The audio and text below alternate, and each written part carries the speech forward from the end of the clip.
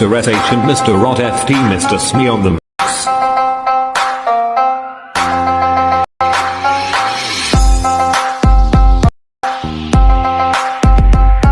তো guys recently TikTok ট্রেন্ডের মধ্যে কিন্তু এই ভিডিওটি অনেক বেশি ভাইরাল। যারাই এই ভিডিওটি মেক করে টিকটকে আপলোড করতেছে তাদের ভিডিওগুলো 100% শিওর ফরিত যাচ্ছে এবং অনেক ভিউ হচ্ছে।